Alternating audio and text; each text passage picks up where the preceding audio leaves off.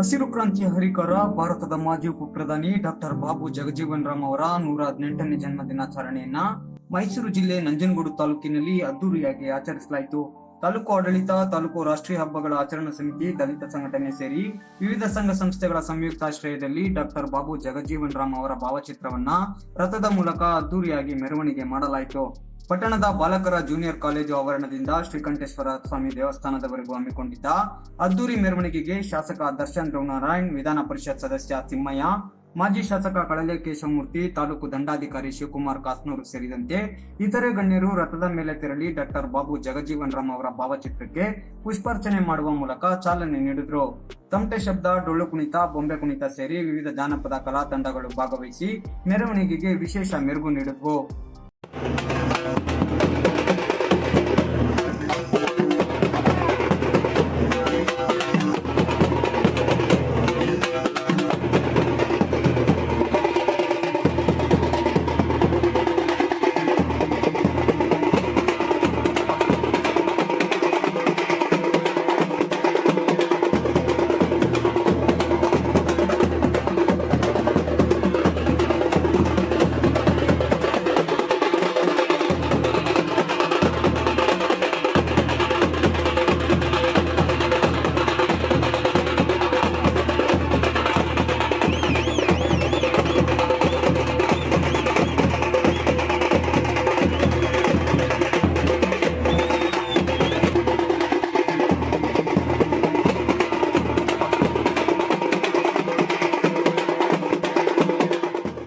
ಬಾಲಕರ junior college ಆವರಣದಿಂದ ಹೊರಟ ಅದ್ದೂರಿ ಮೆರವಣಿಗೆ ನಂತರ ಶ್ರೀಕಂಠೇಶ್ವರ ಸ್ವಾಮಿ ದೇವಸ್ಥಾನದ ದಾಸೋಹ ಬಳಿ ಆಯೋಜಿಸಿದ್ದ ವೇದಿಕೆ ಕಾರ್ಯಕ್ರಮವನ್ನ ವಿಧಾನ ಪರಿಷತ್ ಸದಸ್ಯ ಡಾಕ್ಟರ್ ಯತೀಂದ್ರ ಸಿದ್ದರಾಮಯ್ಯ ದೀಪ ಬೆಳಗಿಸುವ ಮೂಲಕ ಉದ್ಘಾಟಿಸಿದ್ರು.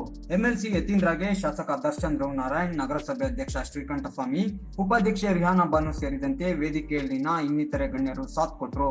ಇದೇ ಸಂದರ್ಭ ಡಾಕ್ಟರ್ ಬಾಬು ಜಗಜೀವನ್ ರಾಮ್ ಅವರ ಭಾವಚಿತ್ರಕ್ಕೂ ಗಣ್ಯರು ಪುಷ್ಪಾರ್ಚನೆ ಮಾಡಿ ಗೌರವ ನಮನ ಸಲ್ಲಿಸಿದ್ರು.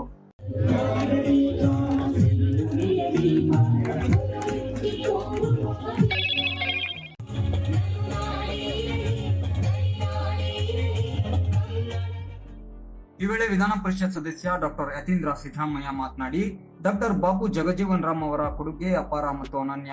ಅವತ್ತಿನ ಜಾತಿ ಪದ್ಧತಿ ಮತ್ತು ಸಮಾಜದಲ್ಲಿನ ತಾರತಮ್ಯಗಳ ನಡುವೆ ರಾಜಕೀಯದ ಜೊತೆಗೆ ಅನೇಕ ಮಾನವೀಯ ಸೇವೆಗಳನ್ನ ಮಾಡಿದ್ದಾರೆ. ಅವರ ಬದುಕಿನ ಹೋರಾಟ, ತತ್ವ ಮತ್ತು ಸಿದ್ಧಾಂತ ನಮ್ಮೆಲ್ಲರಿಗೂ ಸ್ಫೂರ್ತಿ ಅಂತ ಡಾಕ್ಟರ್ ಬಾಬು ಜಗಜೀವನ್ ರಾಮ್ ಅವರ ಕೊಡುಗೆ ಮತ್ತು ಸೇವೆಗಳನ್ನ ಸ್ಮರಿಸಿದ್ರು. ಆಹಾರಗಳನ್ನೆಲ್ಲ ಅವರು ಮಾಡಿಕೊಂಡು ಜನರಿಗೆ ಹಂಚಬೇಕಂತ ಪರಿಸ್ಥಿತಿ ಇತ್ತು. ಆದ್ರೆ ಬಾಬು ಜಗಜೀವನ್ ರಾಮ್ ಅವರು ವ್ಯವಸಾಯದ ಮಂತ್ರಿ ಆಗಿದ್ದಾಗ, ಕೃಷಿ ಮಂತ್ರಿ ಆಗಿದ್ದಾಗ ಹಸಿರು ಕ್ರಾಂತಿ ಅಂತಂದು ಅದಕ್ಕೆ ಕಾರಣ ಅವ್ರಿಗೆ ಇದ್ದಂತಹ ಒಂದು ಕ್ಷೇತ್ರದಲ್ಲಿ ಅವ್ರಿಗಿದ್ದಂತಹ ಪರಿಣತಿ. ಸೊ ಅದೇ ರೀತಿ ಅವರು ಡಿಫೆನ್ಸ್ ಮಿನಿಸ್ಟರ್ ಆಗಿದ್ದಾಗಲೂ ಕೂಡ 1971 ಬಾಂಗ್ಲಾದೇಶ ಯುದ್ಧ ಏನಾಯ್ತು, ಪಾಕಿಸ್ತಾನದಲ್ಲಿ ಇಂಡಿಯಾ ಯುದ್ಧ ಮಾಡಿ ಪಾಕಿಸ್ತಾನ ಹೋಳು ಮಾಡಿ ಬಾಂಗ್ಲಾದೇಶ ಉದಯ ಆಯಿತು. ಸೊ ಆಗ್ಲೂ ಕೂಡ ಬಾಬು ಜಗಜೀವನ್ ಅವರು ಡಿಫೆನ್ಸ್ ಮಿನಿಸ್ಟರ್ ಆಗಿ ಇದ್ದು ಸೈನ್ಯದ ನೇತೃತ್ವ ವಹಿಸಿಕೊಂಡಿದ್ದರಿಂದ ಅದು ಸಾಧ್ಯ ಆಯಿತು. ಸೊ ಹಾಗಾಗಿ ಇಷ್ಟೆಲ್ಲ ಸಾಧನೆಗಳ ಬಾಬು ಜಗಜೀವನ್ ಅವರು ಮಾಡಿದ್ದಾರೆ. ಹಾಗಾಗಿ ಅಂಥವರ ಒಂದು ಜೀವನದಿಂದ ನಾವೆಲ್ಲರೂ ಕೂಡ ಪ್ರೇರಣೆ ಪಡಿಬೇಕು, ಸ್ಫೂರ್ತಿ ಪಡಿಬೇಕು. ಅವ್ರು ಹಾಕುತ್ತಂತ ಹಾದಿಯಲ್ಲಿ ನಡೆಯುವಂತ ಪ್ರಯತ್ನ ಮಾಡಬೇಕು.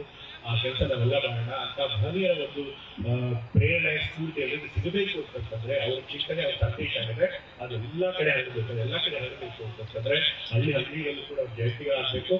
ಮತ್ತೆ ಶಾಸಕ ದರ್ಶನ್ ಧ್ರುವನಾರಾಯಣ್ ಕೂಡ ಮಾತನಾಡಿ, ಡಾಕ್ಟರ್ ಬಾಬು ಜಗಜೀವನ್ ರಾಮ್ ಅವರು ಅನೇಕ ಏಳು ಬೀಳುಗಳ ಮೂಲಕ ದೇಶದ ಅತ್ಯುನ್ನತ ಹುದ್ದೆಗಳನ್ನು ಅಲಂಕರಿಸಿದ್ದಾರೆ. ಮಾಜಿ ಉಪ ಪ್ರಧಾನಿಯಾಗಿ, ಕೇಂದ್ರ ಸಚಿವರಾಗಿ, ಹಸಿರು ಕ್ರಾಂತಿಯ ಹರಿಕಾರರಾಗಿ ಮನೆ ಮಾತಾಗಿದ್ದಾರೆ. ಅವರ ಹಾದಿಯಲ್ಲೇ ನಾವು ನಡೆದು ಅವರ ಕನಸನ್ನ ನನಸು ಮಾಡಬೇಕು. ಅವರ ತತ್ವ ಸಿದ್ಧಾಂತ ಪ್ರಸ್ತುತ ಮತ್ತು ಮುಂದಿನ ಪೀಳಿಗೆಗೆ ಮಾದರಿ ಅಂತ ಡಾಕ್ಟರ್ ಬಾಬು ಜಗಜೀವನ್ ರಾಮ್ ಅವರ ಸೇವೆ ಮತ್ತು ಕೊಡುಗೆಗಳ ಗುಣಗಾನ ಮಾಡಿದ್ರು. ವಿಸ್ತಾರವಾಗಿ ಮಾತನಾಡಿದ್ದಾರೆ. ನಾನು ಹೆಚ್ಚು ಮಾತನಾಡಕ್ಕೆ ಹೋಗದೆ ನಾನು ತಮ್ಮಲ್ಲಿ ವಿನಂತಿಯನ್ನ ಮಾಡೋದಿಷ್ಟೇ. ಇವತ್ತಿನ ಜಯಂತಿ ತುಂಬಾ ಅರ್ಥಪೂರ್ವಕವಾಗಿ ಇವತ್ತು ಆಚರಣೆಯನ್ನ ನಾವು ಮಾಡಿದ್ದೇವೆ. ನಾವೆಲ್ಲರೂ ಕೂಡ ಬಾಬೂಜಿಯವರ ಹಾದಿಯಲ್ಲೇ ಸಾಗಬೇಕು ಅಂತಂದ್ರೆ ಅವರಲ್ಲಿದ್ದಂತಹ ತತ್ವ ಸಿದ್ಧಾಂತಗಳು, ಅವರಲ್ಲಿದ್ದಂತಹ ಚಿಂತನೆಗಳನ್ನ ನಾವೆಲ್ಲರೂ ಕೂಡ ಅಳವಡಿಸ್ಕೊಬೇಕಾಗ್ತದೆ. ಯಾಕೆಂತಂದ್ರೆ ಬಾಬೂಜಿಯವರು ಸುಮಾರು 40 ವರ್ಷಗಳ ಕಾಲ ದೀರ್ಘ ರಾಜಕಾರಣವನ್ನ ಮಾಡಿ 40 ವರ್ಷಗಳಲ್ಲೂ ಕೂಡ ಅವರು ಸಂಸದರಾಗಿ ಅವರು ಕೆಲಸವನ್ನ ಮಾಡುವಂಥದ್ದು. ವಿಶೇಷವಾಗಿ ಅವರು ಕೇಂದ್ರ ಸಚಿವರಾಗಿ ಈಗಾಗಲೇ ಮುಖ್ಯ ಭಾಷಣಕಾರರು ಮಾತನಾಡ್ತಾ ಹೇಳಿದ್ರು, ಹಸಿರು ಕ್ರಾಂತಿ ಅನ್ನೋದ್ರ ಬಗ್ಗೆ ನಾವು ಸಾಕಷ್ಟು ಮಾತನಾಡ್ತಾರೆ. ನಮ್ಮ 1960ರಲ್ಲಿ 1970ನಲ್ಲಿ ಭಾರತ ದೇಶ ಒಂದು ಕಾರ್ಯಕ್ರಮದಲ್ಲಿ ನಗರಸಭೆ ಆಯುಕ್ತ ವಿಜಯ್ ಕುಮಾರ್, ಯುವ ಜರಾಡ್ ರಾಜೇಶ್, ಡಿವೈಎಸ್ಪಿ ರಘು, ಸಮಾಜ ಕಲ್ಯಾಣ ಇಲಾಖೆಯ ಸಿದ್ಲಿಂಗ, ನಗರಸಭಾ ಸದಸ್ಯರಾದ ಗಾಯತ್ರಿ, ವಿಜಯಲಕ್ಷ್ಮಿ, ಖಾಲಿದ್, ಗುಂಡೂರಾವ್ ಸೇರಿದಂತೆ ದಲಿತ ಸಂಘಟನೆಗಳ ಮುಖಂಡರು, ತಾಲೂಕು ರಾಷ್ಟ್ರೀಯ ಹಬ್ಬಗಳ ಆಚರಣಾ ಸಮಿತಿ ಸದಸ್ಯರು, ವಿವಿಧ ಸಂಘ ಸಂಸ್ಥೆಗಳ ಪದಾಧಿಕಾರಿಗಳು ಸೇರಿದಂತೆ ನೂರಾರು ಜನ ಭಾಗವಹಿಸಿದ್ದರು.